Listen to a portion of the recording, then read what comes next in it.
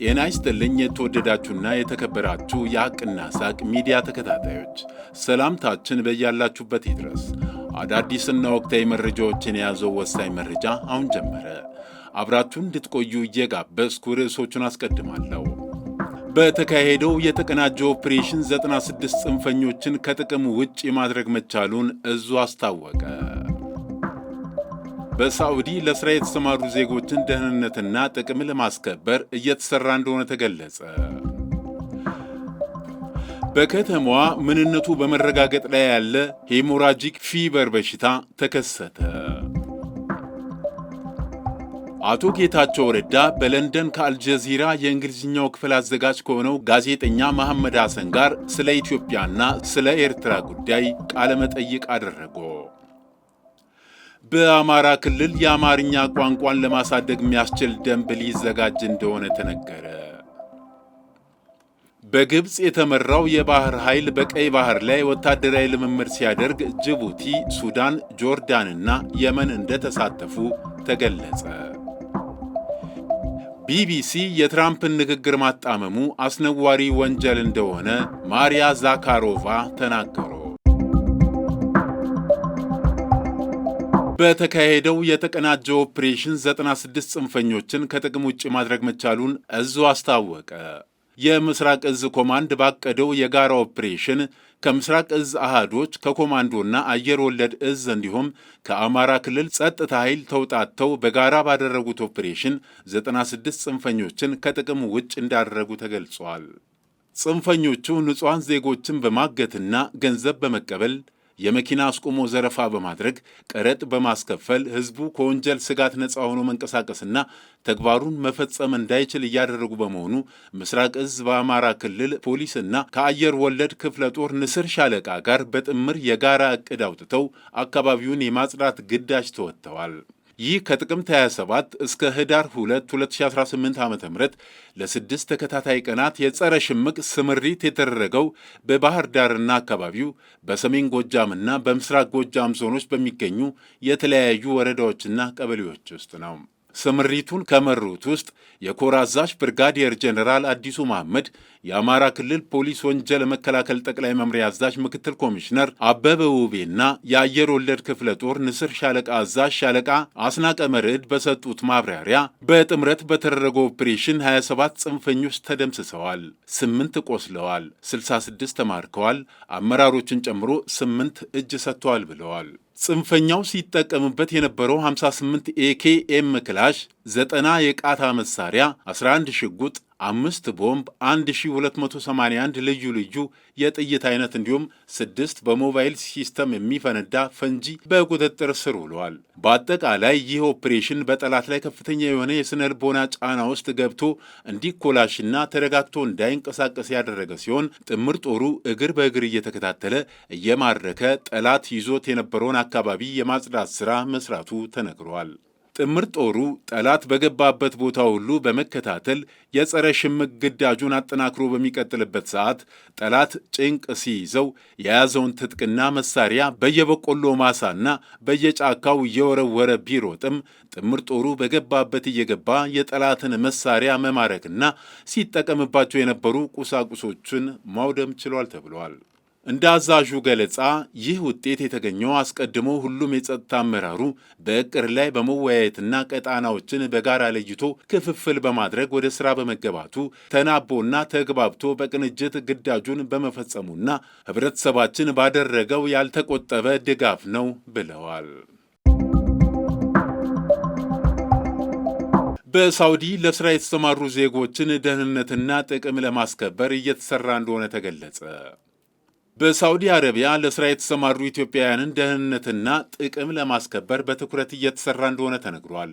የሥራና ክህሎት ሚኒስትር ሙፈሪያት ካሚል በሳዑዲ አረቢያ የኢትዮጵያ አምባሳደር ዶክተር ሙክታር ከድር እና ሌሎች የኤምባሲው አመራሮች ጋር ተወያይተዋል። በውይይታቸውም በውጭ የሥራ ስምሪትና በሳዑዲ ለሥራ የተሰማሩ ኢትዮጵያውያን መብትና ጥቅም ማስከበር በሚቻልበት ሁኔታ ላይ መክረዋል። ዶክተር አምባሳደር ሙክታር በዚህ ወቅት በሳዑዲ ለዚህ የሥራ ዕድል ለማመቻቸት ከተያያዘው ዕቅድ አንጻር በተደረገው ስምምነት መሠረት ሰፊ የሥራ ዕድል እየተፈጠረ ነው ብለዋል። ለኢትዮጵያውያን ሙያተኞች በሳዑዲ የሥራ ዕድል በስፋት እንዲመቻች ከባለድርሻ አካላት ጋር የተጀመረው ውይይት ተጠናክሮ ይቀጥላል ብለዋል። ዕድሉን አግኝተው ወደ ሳዑዲ የሚመጡ ዜጎች ደህንነታቸው ተጠብቆ የመጡለትን ዓላማ አሳክተው እንዲመለሱ በቁርጠኝነት እንደሚሰራም አረጋግጠዋል። ወይዘሮ ሙፈሪያት በበኩላቸው ከታሪካዊና መልክዓ ምድራዊ ቅርበት እንዲሁም ካለው ሰፊ የሥራ ዕድል አንጻር ለሳዑዲ አረቢያ የሥራ ስምሪት ልዩ ትኩረት እንደተሰጠው ተናግረዋል። የተያዘውን ዕቅድ ለማሳካትም አስፈላጊው ድጋፍና ክትትል እንደሚደረግ መግለጻቸውን ኤምባሲው ገልጸዋል። በከተማው ምንነቱ በመረጋገጥ ላይ ያለ ሄሞራጂክ ፊበር በሽታ ተከሰተ። በደቡብ ኢትዮጵያ ክልል በጅንካ ከተማ ምንነቱ በመረጋገጥ ላይ ያለ የሄሞራጂክ ፊበር በሽታ መከሰቱን የጤና ሚኒስቴርና የኢትዮጵያ የሕብረተሰብ ጤና ኢንስቲትዩት አስታወቁ። የጤና ሚኒስቴርና የኢትዮጵያ የሕብረተሰብ ጤና ኢንስቲትዩት በጋራ ባወጡት መግለጫ እስካሁን ድረስ 8 ሰዎች በበሽታው እንደተጠረጠሩ ገልጸዋል። መግለጫው ከክልሉ ጤና ቢሮ ጋር በመሆን በደቡብ ኢትዮጵያ ክልል የተመዘገበውን ይህንን የበሽታ መንስኤ ለማወቅና ተጨማሪ ስርጭትን ለመግታት እንዲሁም ለመቆጣጠር ፈጣን ምላሽ ሰጪ ቡድን ወደ ቦታው በመላክ የመስክ ግምገማዎችና የላቦራቶሪ ምርመራዎችን እያከናወነ መሆኑን ገልጸዋል። በተጨማሪም የማህበረሰብ ቅኝት፣ የንክኪ ልየታ፣ የቤት ለቤት ልየታ እንዲሁም የሕክምና አገልግሎት አሰጣጥን እያጠናከረ ይገኛል ብለዋል። በመሆኑም መላው ህብረተሰባችንና የሚመለከታቸው የባለድርሻ አካላት ሚኒስቴር መስሪያ ቤቱ ሌላ ተጨማሪ መግለጫ እስኪሰጥ ድረስ ለመከላከል የሚከተሉትን ምክረ ሐሳቦችና ጥንቃቄዎች ተግባራዊ እንዲያደርጉ አሳስበዋል። በአፍ በአፍንጫና ሌሎች የሰውነት ክፍሎች የመድማት ትኩሳት ማስቀመጥና ማስመለስ ምልክት ሲኖር ወደ ሕክምና ተቋማት መሄድና በወቅቱ የላቦራቶሪ ምርመራ ማድረግ እንደሚገባ ማስገንዝበዋል። በተጨማሪም ምልክት ከታየበት ማንኛውም ሰው ጋር ንክኪ በሚኖርበት ጊዜ ራስን የመከላከል ዘዴዎችን መጠቀም፣ ሁል ጊዜ እጅን በሳኒታይዘር ወይም በውሃና በሳሙና በመታጠብ ማጽዳት አስፈላጊ እንደሆነም ተገልጸዋል። አቶ ጌታቸው ረዳ በለንደን ከአልጀዚራ የእንግሊዝኛው ክፍል አዘጋጅ ከሆነው ከጋዜጠኛ መህዲ ሐሰን ጋር ስለ ኢትዮጵያና ስለ ኤርትራ ጉዳይ ቃለ መጠይቅ ሰጡ።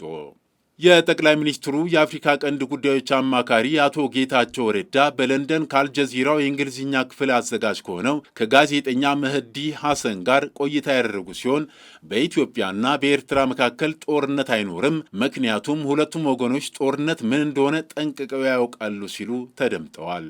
ሙሉ ቃለ መጠይቁ በ24 ሰዓታት ውስጥ እንደሚተላለፍም ይጠበቃል።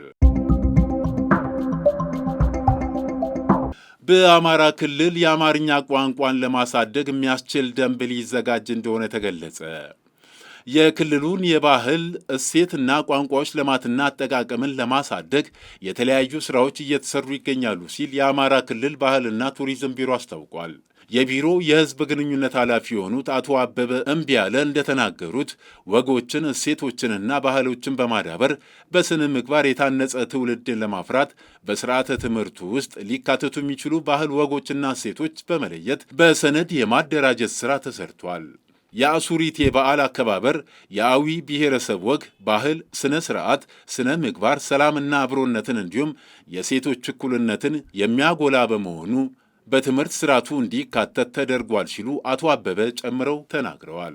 በተጨማሪም የአማርኛ ቋንቋ አጠቃቀምን ወደ ተሻለ ደረጃ ለማሳደግ ቢሮ የአማርኛ ቋንቋ አጠቃቀም ደንብ ለማዘጋጀት ኮሚቴ ማዋቀሩን አቶ አበበ ገልጸው ረቂቅ ደንቡን በማኔጅመንት በመገምገም ለሚመለከታቸው ባለድርሻ አካላት ለማስተቸት የቅድመ ዝግጅት ሥራ ተጠናቋል ብለዋል።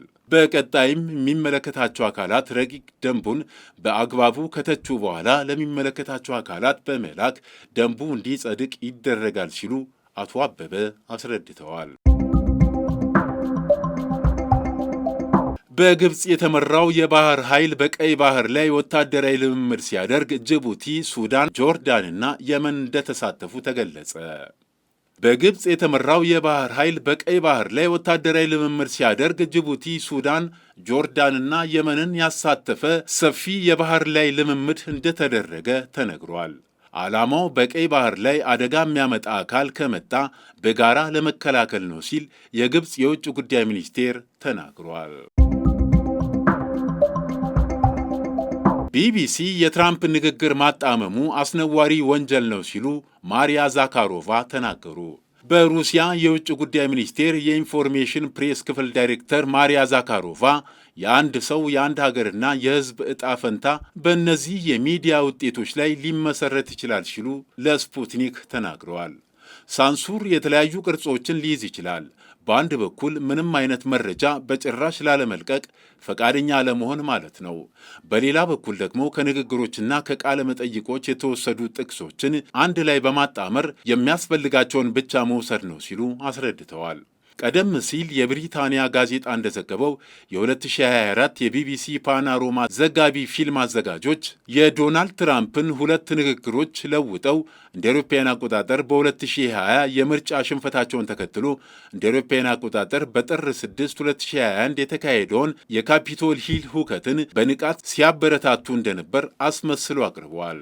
በነጩ ቤተ መንግሥት ቃል አቀባይ ካሮላይን ሌቪት በጉዳዩ ላይ ቢቢሲን ሐሰተኛ ዜና ሲሉ የጠሩ ሲሆን የአሜሪካው ፕሬዝዳንት ደግሞ የብሮድካስት ኩባንያውን ሐሰተኛ ጋዜጠኞች ሲሉ አውግዘዋል። ከቅሌቱ በኋላ የቢቢሲ ዋና ዳይሬክተር ቲም ዴቪ ባለፈው እሁድ ሥልጣናቸውን ለቀዋል። የተከበራችሁ የሐቅና ሳቅ ሚዲያ ተከታታዮች ለዕለቱ ያዘጋጀናቸው ዋና ዋና መረጃዎች እነዚህን ይመስሉ ነበር። መልካም ጊዜ። መነሻችንም መድረሻችንም ኢትዮጵያ።